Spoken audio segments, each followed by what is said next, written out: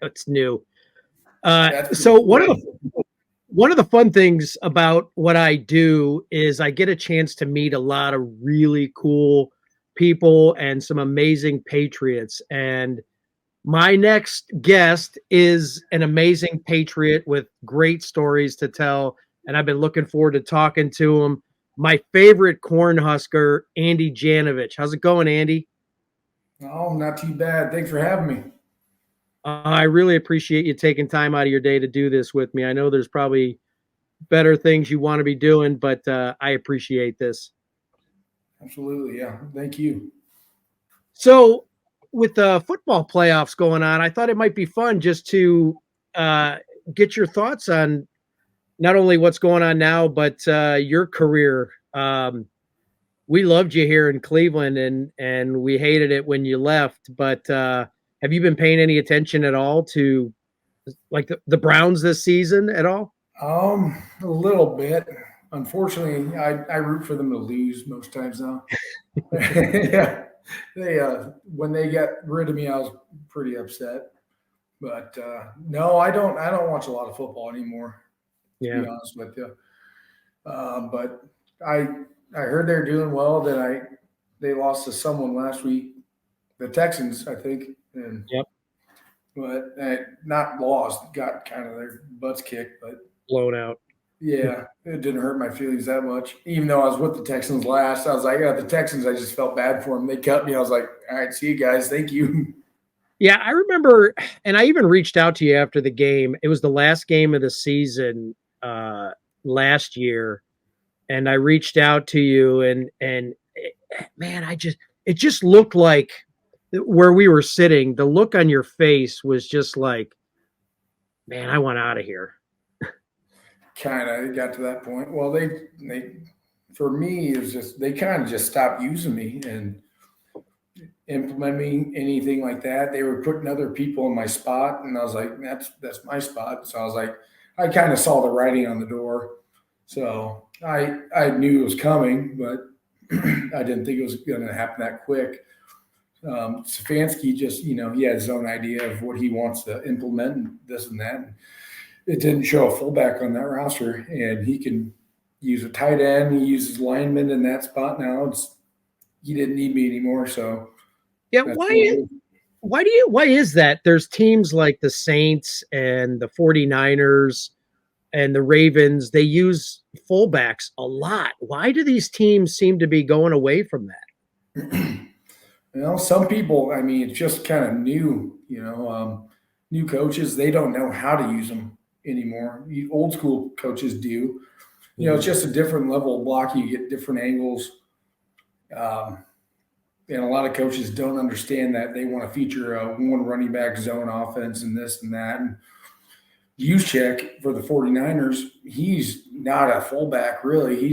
He's a swift army knife. I mean, he can do it all. He's a wide receiver, he's a tight end, he's a fullback. I mean, if you put him at offensive guard, he'd probably do that well. I mean, that guy is unbelievable at what he does, and that's why he's been in 9 Pro Bowls or whatever it's been. And but even though he's a small dude, he's probably 230 pounds. That's what my fat butt got down to after I left the NFL. I've lost like 30 pounds. Oh, is that right? Yeah, You still I'm way down. you still killing it in the weight room? God, no, I don't. I'd kill myself in the weight room now. That's the difference. What was playing in Nebraska like? That had to be a lot of fun. It was probably my favorite time ever playing football. Is that right? Oh gosh, I loved it. My senior year, especially, even though we weren't very good at football Hmm. at that point, we won five. We were 5-7, and still made a bowl game somehow because our academics, which mine didn't attribute to that, but yeah, we went to that. Then we played that game against UCLA, and we beat them In the bowl game, right? in the bowl game. Yeah, the Foster Farms bowl game. And you scored. I did, yes, I did somehow, some way. Well, did you have 5 touchdowns that year? I think 3. 3? Okay. My biggest one that everybody would know was against Washington, or not Washington, Wisconsin. Oh, Had that breakout. That was my first touchdown in my career at Nebraska, my senior year. Had a 55-yard touchdown against Wisconsin. oh man, the fans must have been going nuts. Yeah, so was I. I think I blacked out a little bit. It was it was different. I was like, I don't know what to do with this thing. It was like hot potato. Right. Well, yeah, I know that you got a chance to score a few for the Browns, but before you came here, you were in Denver. What was that like? I love Denver. Yeah. I'm sorry, I love Denver way more than Hey, don't Cleveland. apologize. I know you're from Cleveland. I met you, and I went to your house and all that stuff. And don't want to be rude, but Denver No, was awesome. yeah, It is just a nice place. I mean, the people not necessarily, but I'm just saying the way it is, the view, the mountains. You just wake up in the morning, just see the mountains on the sunrise. Just like, gosh darn it, this is cool. right. It was unbelievable. Yeah, But I can imagine. yeah. I mean, it's Cleveland was great too. I could see the river on fire. No, I'm just kidding. From back in the day, but You see the pictures of that thing or the video? That was pretty. I have, yeah. But no, I'm not. I'm not trying to talk too much crap. But It's all no, right. it was fun. I enjoyed it. Where we stayed, we're in Rocky River, and we're really in a good spot. I think we're by the not the forest, but the sanctuary or whatever. There's some spot there, so there's always deer running there, Mhm. and too The bad I metro. couldn't hunt it because I've seen some of the biggest deer in my life in our neighborhood. Mhm. Yeah, that's we have the metro parks and yeah, a lot of deer there. I get a lot of them in my backyard too, and there's no parks anywhere near me. Yeah, I really wish I could have hunted them, but and they're just right across in the neighbor's yard. And it's like, I don't think I should shoot it, but I want to really bad. Yeah, they frown upon that stuff in that city. Yeah, I'd imagine. Oh, anywhere they would. All right. So, honest question, since you were talking about Cleveland and your love for Denver, which hey, listen, Denver's a beautiful place. When you found out you were coming to Cleveland, what was your first thought? Shit, how do I tell my wife? I Yeah. got a call from John Elway. It probably lasted 30 to 45 seconds. It was pretty much, hey, this is John Elway. I was like, yeah. And I had a feeling what it was going to be. I thought it was actually, it was better than I thought. I thought he was cutting me. He said, we just traded you to the Browns. I was like, okay. And he just said, thank you for everything you've done for the Broncos and this and that. And goodbye. I was like, thank you too. And I just sat there for a few minutes, like, how do I tell my wife this? And when I told her, she started bawling. We just bought a house in in Denver. We literally just bought a house, closed on it 3.5 months before that. January 3rd, we closed on it. I got traded March 17th, I think. So almost to the day, 3.5 months. And she's bawling. It's like somehow it's my fault. Whatever. And I don't know. It's just a different life. Right. Yeah, I've had a chance to be make friends with a few people that played in the league and I got a chance to learn about the business of football, which is totally different than the game of football. And getting a little inside information on how the business works, I was pretty surprised that, how all that stuff goes down. Well, you're just a tool. Yeah. Just a tool to get something done. And when that tool breaks, we'll find a new one. Well, I got to tell you, I have a friend, a guy I was in the Navy with. When the trade was announced, my friend lives in Denver, and he's probably a season ticket holder, but he sent me a message and said, "You guys are going to love Janovich." So, I told him that I was going to be talking to you today, and so I told him I was going to mention that, but he wasn't wrong, man. I mean, you were a fan favorite here. Well, for a bit, short stint, but Yeah, I'm kind of from the same spot, just a blue collar worker. That's how I grew up. All my siblings are. I am. I started working construction when I was 13 years old, and I got a brother that works as an electrician. One's a plumber. Two as carpenters. One's a car salesman. One's a painter. I mean, that's how I grew up. Right. So I Yeah, was I just was lucky to be able to play football. yeah. Yeah, that's awesome. And a big family too. What, 9 siblings you say? 9, yeah. When my mom died, my dad remarried. And sorry, sun's right in my eyes. I might move the So room, but he remarried, and my stepmom, she's got 3 kids of her own, so I include all them too as well. that's a big family. Yeah. So what was the hardest hit you ever put on somebody? I know as a fullback, you put out a lot of bruises. What was the hardest one? Well, my favorite hit I ever put on someone was in college, actually, against Iowa. I hate Iowa. I hate Wisconsin. But it was my freshman year, I think it was.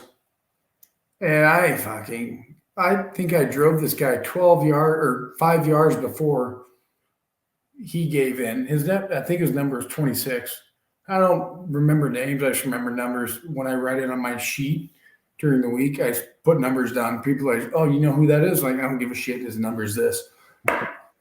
So I just write down numbers. I write their height and weight, and then how they play football. Is he gonna dodge me? Is he gonna fucking hit me? Mm-hmm. And that's how I'd play football or watch film. Hmm. Is he gonna hit me? Then we're gonna bring our A game today. Is he gonna dodge me? That's gonna be tricky because those guys are, in my mind, sissies. So I don't know. If you want to hit me, hit me. We're gonna see who's the biggest man here. But Well, I heard you broke a couple of face masks too. oh gosh, the most I broke was my first game as a Bronco. Thomas Davis. He when we the rematch from the Broncos and Panthers game the year before from the Super Bowl. It was the first game of the year that Thursday night the next year. And this dude was a brick shit house. I mean, it's my first game of the year. And I'm just full of adrenaline, just going nuts. Like, and this guy's just trying to kill me. I was like, okay. And they gave me one of those running back face masks. It didn't work. They just kept smashing in to my nose almost, and smashing in and smashing in. I was like, then there's like, you need to get something else. I was like, fuck, that's what you gave me. Mm-hmm. So, no, yeah, it was. I've broken a lot, and they got to a point where my face mask was so it was almost like a lineman face mask, but you get a running start, you might chip the paint. Hmm. It's a lot different now. Right. Well, one of the things that, and I don't know if it's just a weird observation, but it seems like fullbacks are the most approachable out of all of the position players and even the most patriotic. Is that weird, or is there something about you guys? I mean, you're the ones out there with your hands on your hearts, running out with the flag in your hand. You know, why is it that fullbacks always seem to be the most patriotic? Well, I think a lot of that I've actually thought about that a lot before. Um, we're the guys that are. Have you ever seen the movie Goon? The hockey movie? Yeah, Yeah. he's the guy that goes out there and puts his body and life and whatever it is on the line, Mm-hmm. and he's just happy with it. And that's kind of what every fullback is. They're just happy with sacrificing themselves so their teammates can succeed. That's how I view it. I mean, it's like we don't make a lot of money, we don't get glory. We're just there to make everything go. If we can, whatever we can do, we can do. That's Well, it.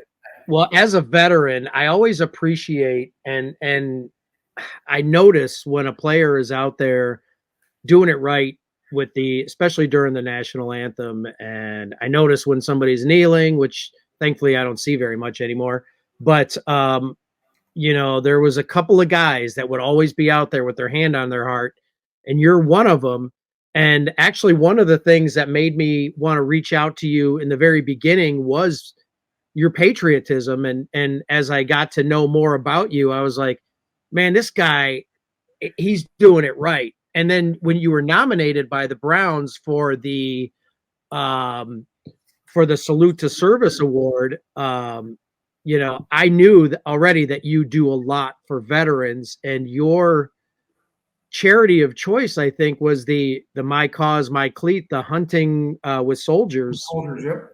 What was that about? Well, I don't know. It's I don't know. I've always been patriotic. Didn't matter. But you got all these guys doing stupid. Well, I'm not saying stupid to them, but for me, they're doing things that I would never do in a million years. And, you know, I've got family members, I got friends in the service, and when they're out there, it's like, oh man, that's pretty fucking kick ass. And I almost went to the service. If I didn't get a chance to play with the Huskers, I would have gone. But it's always been like a subject for me that it's like, man, I didn't go, and I feel like kind of a pansy for not going because it was either football or I was going to the military, and I had family members doing it in the past, and I don't know, it's something that's always kind of touched my heart a little bit, and I appreciate those guys. I mean, they're actually doing something that matters. So, Well, yeah. it was Chris Kyle that said that you don't have to be a veteran to be a patriot, and you definitely are a patriot. And when you do the things you do for the veterans, especially, something like the hunting for veteran or hunting with soldiers, you that's the stuff that makes you a patriot, and veterans really appreciate. You don't have to have served for us to appreciate what you do. Oh, I appreciate that. Well, and that's why, the when I contacted you and I said, "Hey Andy, I want to give you one of my flags." It was for no other reason other than it was a small token of my appreciation, for what you do for veterans. And then on top of that, after that, you were nominated for the Salute to Service, which, made it I easy. showed up at your house and you gave me a flag. I was like, wow, that's special. That was Well, awesome. well, and And that's still hanging in my cabin. yeah, where's that cabin located anyway? Oh, I don't think I want to tell people. I knew that. I'll tell I you knew it's that about Nebraska. you. Yeah, I knew that about you, that you don't say where that cabin is. I don't want people to know. I want to be left alone. I know. I was just kidding. I knew you weren't going to answer that question. No, I'm glad you knew that. I did. So, all right. We're still talking a little football. I want to name 4 players, and I want you to just tell me the first thing that comes to your mind. Okay. Baker Mayfield, Awesome. Wyatt Teller, Goofball. Nick Chubb, Serious. Odell Beckham Jr., I don't know. He's everywhere. But Nick Chubb, he is a man. Gosh, talk about being shamed to death in the weight room. Watch that guy work out. I've seen the highlight videos. It's pretty impressive. I used to think I was strong until I watched him. I was like, oh, you know what? I'm going to go in the kiddie room and use those weights, the pink dumbbells. Yeah. You think he's going to make it back after a second catastrophic injury? Yeah. No, not a doubt in my mind. Man, Nick Chubb, that was that guy ever. That was a tough blow. That was a real tough blow. Have you been everything out? I'm not worried about Nick Chubb. Nick Chubb's going to take care of his business, and he will get it done. Yeah. Have you been following? That was one of the privileges of being in Cleveland. Was I got to work with Nick Chubb and Kareem Hunt and just some of the best players in the world. Honestly, I mean Joel Bitonio, Wyatt Teller, Miles Garrett, just some of the best athletes in this world, and they're all on that same team. And I got to be a part of it for that little stint. Mm-hmm. It was unbelievable. I mean, just watching these guys. They're What? I was going to say, well, I got to tell you, when you guys beat the Steelers in the playoff game, that was friggin' amazing. It's not something. In fact, that was the first playoff game in my son's life with the Browns. Yeah, you're probably right. Yeah, and the one that they at that point. What's that? Wasn't it 18 years or something like that? It was a long time, yeah. But then the loss last weekend, I told him, I'm like, dude, they've only been in the playoffs twice in your short 19 years. That's pretty bad.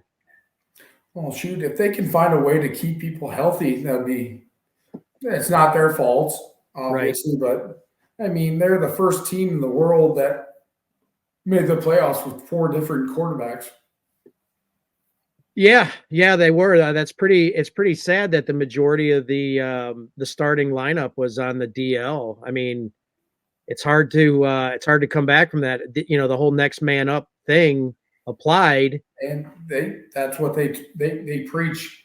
Mm-hmm. They preach that Stefanski always next man up, and he doesn't skip a beat.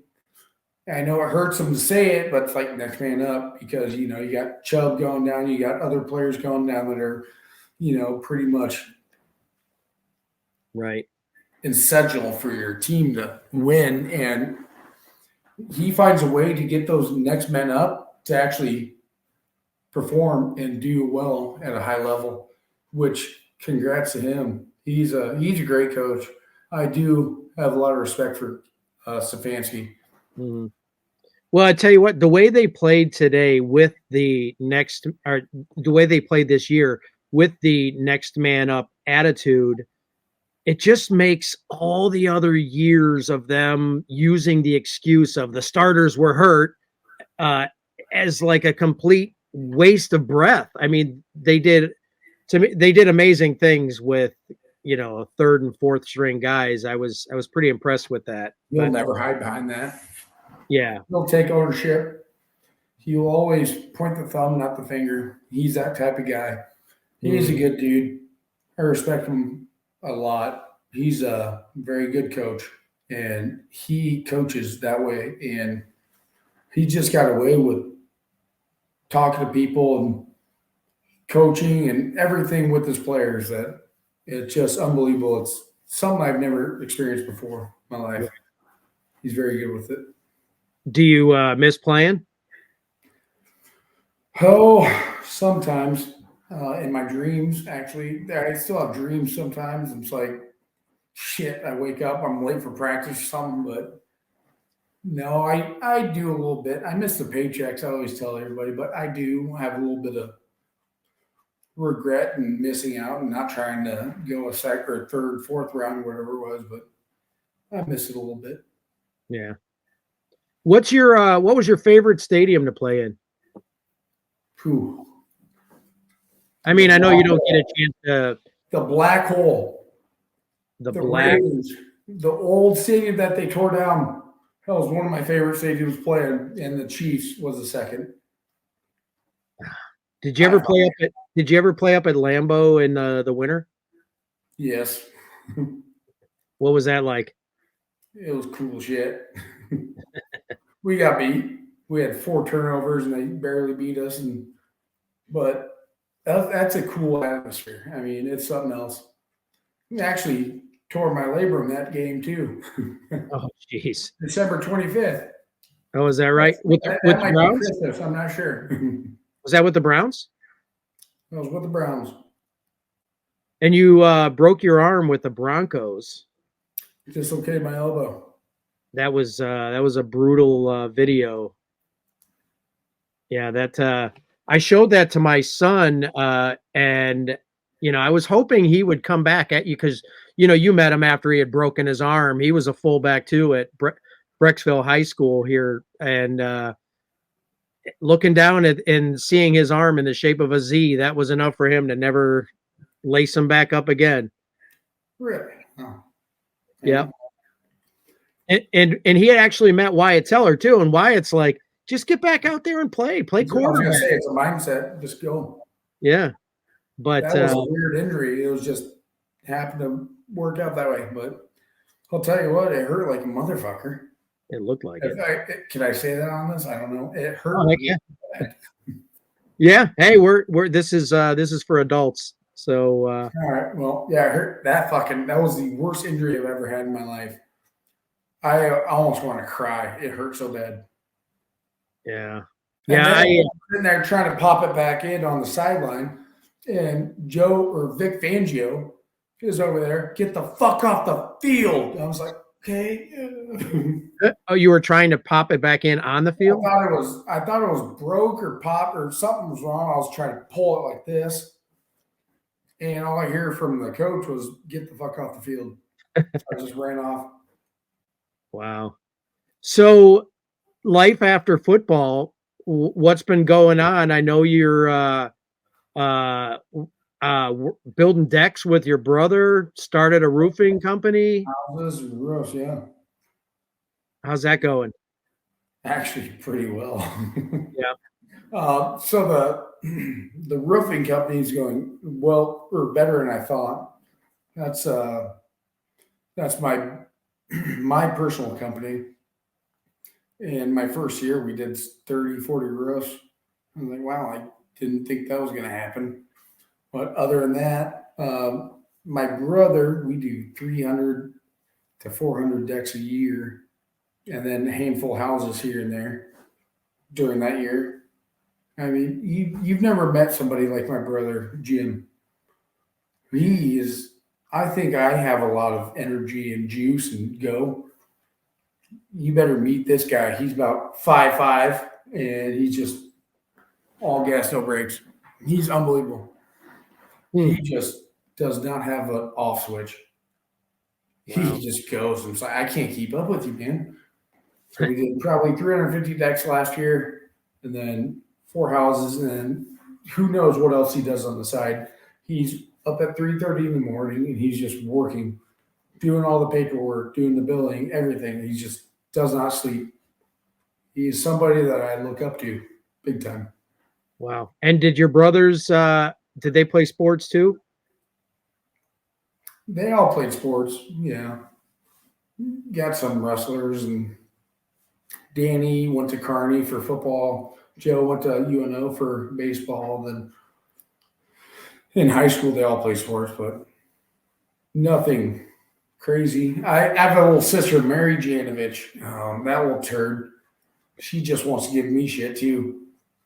She was a hell of a fucking basketball player and track athlete, and she got 4-time runner up in the whatever 400, I think it was, and she got beat every single year. And her senior year, they both set the record or beat the state record, but the other girl beat her. So I like to give her shit because she'd give me shit. She said, at least when I was a freshman, I made it state. Yeah, you got to love sibling rivalry. We're all pretty good with each other. It's just you give each other shit because we're all pretty athletic, pretty strong, this and that, and you just want to one-up each other. Mm-hmm. Yeah, I've got 2 brothers, and we were always the same way growing up. Cops were at my house a lot, though.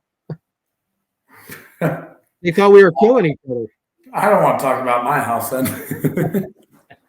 I got things I can say, but I'm not going to put that on anyone. Right. I'm if you want to say with the stepbrothers and sisters, I'm one of 12. So we're going to keep some of those secrets. But so, yeah. So what's the name of the roofing business in case some people in Nebraska hear this show? Well, it's a pretty hard one to remember. That's why I did it this way. Andy Janovich Roofing. And I'm guessing everybody in Nebraska knows who Andy Janovich is. Oh, probably not, but my goal is just to make sure that everybody is treated the right way, and if something's wrong, we'll come back and fix it. So There's you get too many of these companies that from Texas or Oklahoma or whatever, storm chasers, and they come in and they'll do it and they're gone. You have a leak or whatever, they're out. You won't get a hold of them again. We will come back and we'll fix it. oh, that's great. Looks like my screen just froze. Well, you got a good picture though. I don't know about that. So I also read are you still there? Yes, sir. I lost my screen. I That's can't even all see right.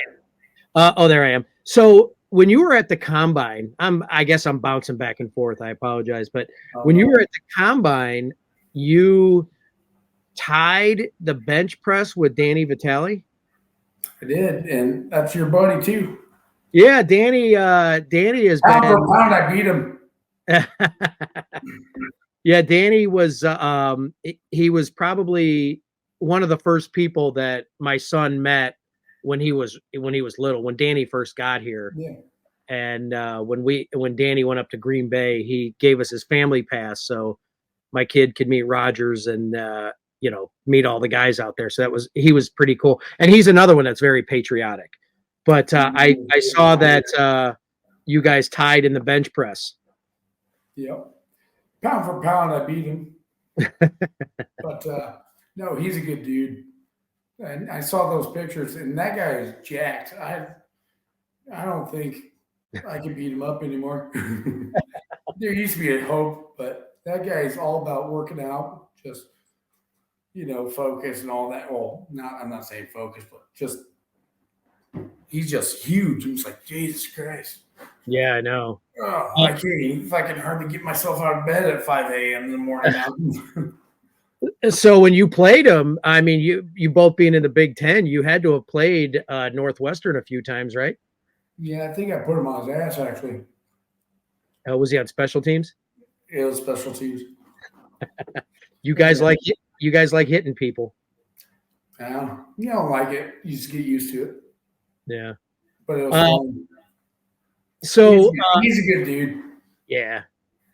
So last week you told me you were doing some hunting. Did you catch anything? Oh, we'll keep that a secret. I'm not sure what I can and can't say. I'm not sure what's legal, but yeah, we caught some animals. Okay. Hey, that's good enough. What do? Do you cook and eat it, or do you put a head on a wall? Oh, we used to, when we'd shoot deer back in the day, we didn't have money to spend on the processing when I was a kid, so we just process them ourselves. And we had a meat grinder, and that was pretty much all we did. We'd cut out the straps and any big chunks of loins or roast, whatever, and then everything we just grind out. And that's what we did. I've never been hunting. What? Never been hunting. Nope. Just people hunting. I always yeah, right. I always went hunting with my camera. So one time we had some property and some guy wanted to come and shoot squirrel. And every time I'd see a squirrel, I'd look and I'd be like, oh, there's one. He's like, no, we're good. So he put his gun away. Apparently I couldn't keep quiet. So, but no, I've never been hunting. I did not know that about you. I just lost no respect for you at all. Now, see, maybe I was trying to segue into getting an invite up to that cabin and doing some. You're always welcome. You know that. Just give me a phone call. That's I've never been to Nebraska and never been hunting. So, but I know it's something I've always wanted to try. Well, most people don't want to be in Nebraska. I'll tell you that much. Everyone's like, "Where's Nebraska?" They couldn't even put it on the map. It's somewhere where it's cold. unbelievable. What's that? I said most people couldn't even see Nebraska on a map or point it out on a map. Yeah, that's up there where it's cold, right? Right in the middle, yeah. It's cold this year. Yeah, it's cold down here too. But so who you got in the playoffs? You gonna watch any of this stuff? The Ravens, I think, are playing right now. I'm going to take the Ravens and the Niners. Ravens and the Niners. Yeah, I would do that. That's my guess. What about Baker? You think Baker can beat the Lions tomorrow? He might. Damn it! Fucking forgot about Baker. Damn it. He's a wild card. Yeah.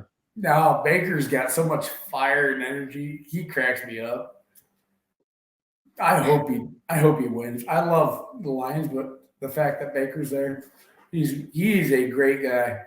I hope he fucking beats the shit out of him, actually. You know, I was so disappointed how the Browns treated him, and then ultimately got rid of him. And let's put it this way: I can't root for the quarterback we have now for $230 million guaranteed. I can't root for him. I'm sorry. Has he even played? He played a few games, yeah, but he last year. He was actually 5-1 this year before he went down for the season. But I don't know how. But Baker was done wrong, and I told him that, and I told his wife that the Browns did him wrong. They, and on one side of their mouth they said he was safe and he had a job, and on the next side they were signing someone else. Hey, if Emily sees this, top right. I will. I'll put it in the top right. I'll send it to her. Yeah, Baker has one of my flags too. I wanted him to have one because he's another one like you that's loves the veterans, and that really does mean more to veterans than anything when you guys remember them once in a while. Well, that's why we're here, right?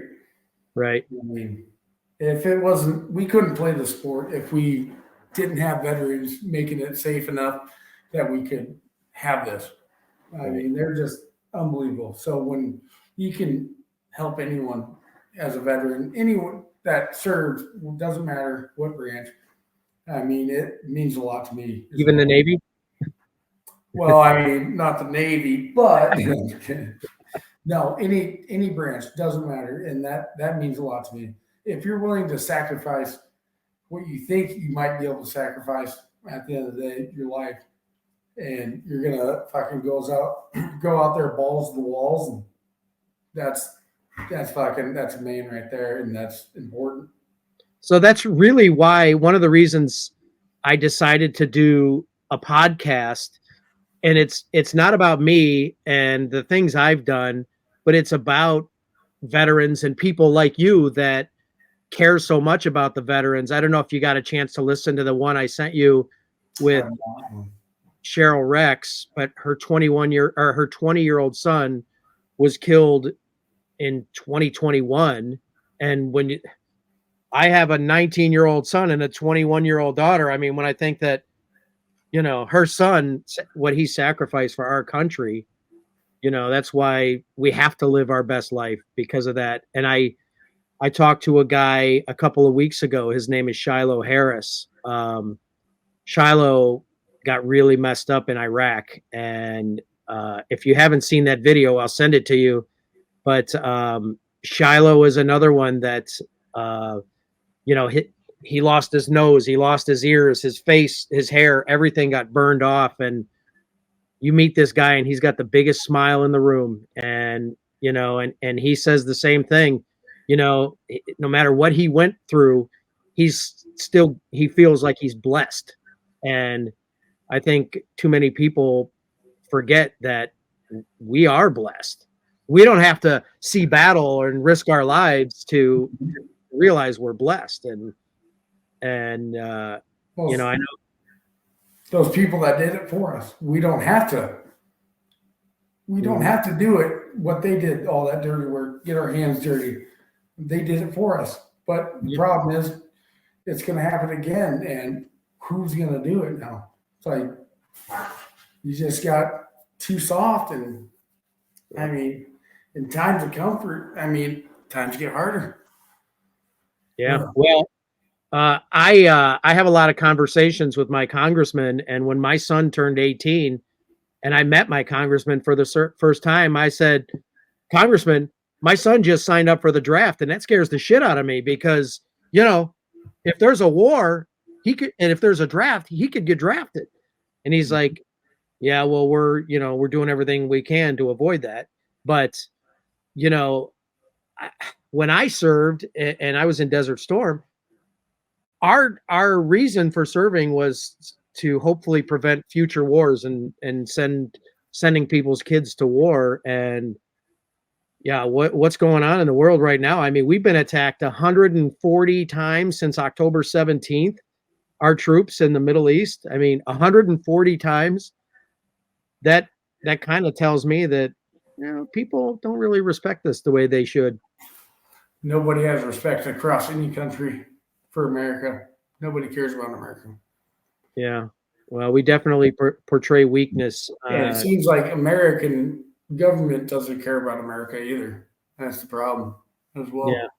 Well, I say all the time, there's two things that I always say is that I didn't serve for this, what's going on now with our borders and our government and blah, blah, blah. But our enemy is getting more ruthless while we're getting weaker. There's a reason why recruiting is at an all-time low and nobody wants to join the military. And, people hate America. The people that hate America they grew up hating a country. They're not going to, join the military and defend it. It's going to be me. It's going to be me and you. It's going to be me and you. Yeah, I'll be there. Yeah, I know I would too. I'm an old man now, but I'd do it. I know you would. You old bastard. Yep, I'm ready. Doesn't mean I'll do well, but I'm going to try my damnedest. If it came down to it, I'd be too old for them to take me, but I'll be ready right here on the home front. Well, I'll be there. And I mean, whatever helps. Right. I thought about that even when I was in high school, believe it or not. What could I do if somebody invaded us? I would always think about it. Like, what could I do? Make bunkers and this shit. It's like, I don't know. I got a different mind than a lot of people. And I almost joined the military. I think I told you that earlier, but yep. I was this close. It was football or military, and that was what I was going to do. And it turned out to be football, but I'm still willing to do it. Yeah. Well, hopefully it doesn't come to that. It's yeah, but you definitely served. What you did for the veterans. Every time you met, I know for a fact how you did it. I've got a picture next to the jersey I have hanging on the wall of you running out on the field with the flag in your hand, and it's a shame today. It's considered almost brave to carry an American flag or to be patriotic or to care about the national anthem. It's a shame. Yeah, that was one of the biggest smiles I've ever had in my life. I won with the Broncos too, actually, and then they actually let me carry the flag, American flag, and that was special. That was different. I ran out of the tunnel on Veterans Day when I was with the Broncos with the troop, and I let him carry the flag, and he had just the biggest smile on his face, and I was just like, "Oh fuck yeah, this is awesome." Yeah, it was cool. See, that's yeah, that's the thing. Veterans, we don't need free houses or free cars. It's stuff like that will live, that guy will never forget that. And that's pretty cool. I won't either. Yeah. That's awesome. You guys did a lot more than we did for you. So that's the difference. It's pretty cool. Special.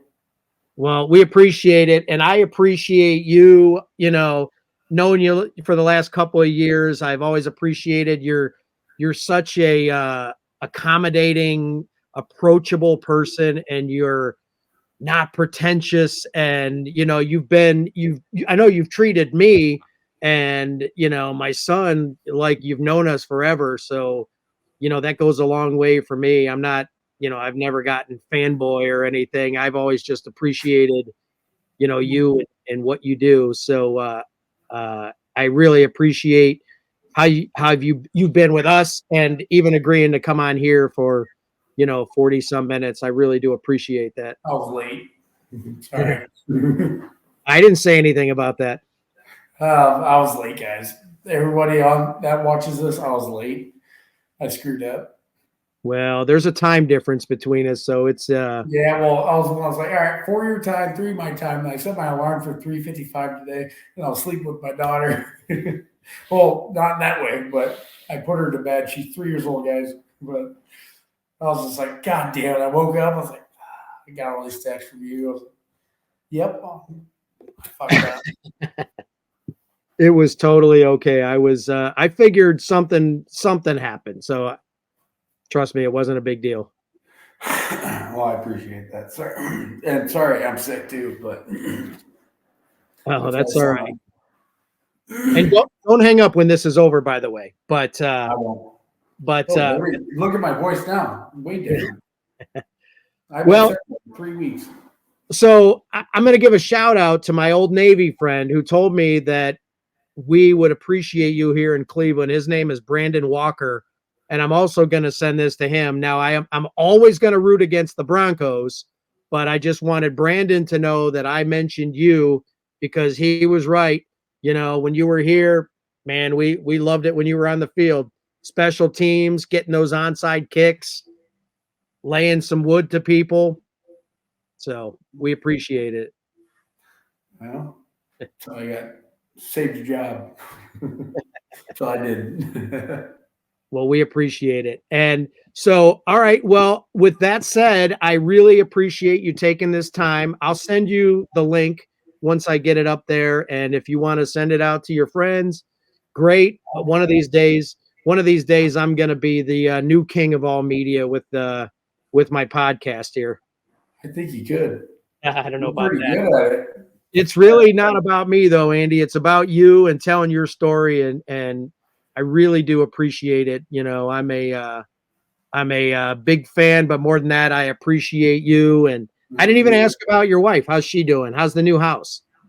That's pretty good, except that we live next to her parents. Other than that, we'll be all right.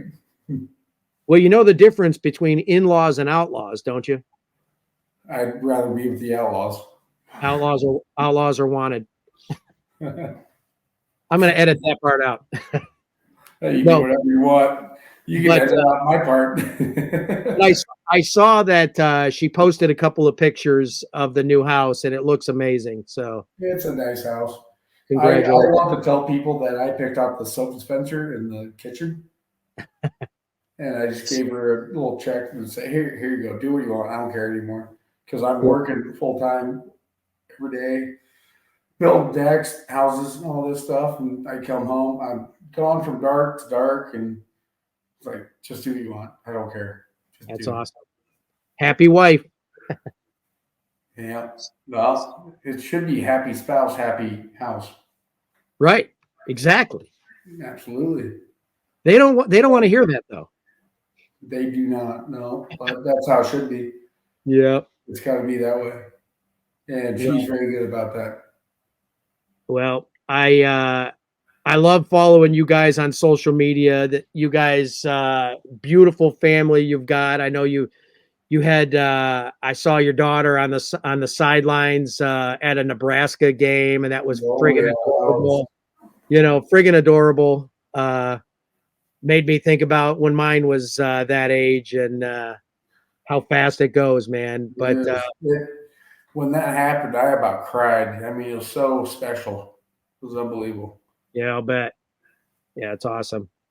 Well, listen, I'm not going to take up any more of your time. Thank you so much for doing this for me. You've been an awesome friend, and I really do appreciate it. When I'm up in Nebraska, I'm definitely going to let you know. Well, probably never. No, one of these days, I'm going to make it up there. Now that I'm an empty nester, I've got nothing but time. All right. Well, anytime you're welcome at my house. I appreciate that. Well, thanks a lot, Andy. Oh, thank you, Joe. I'll talk to you soon. All right. We'll see you. All right, bye.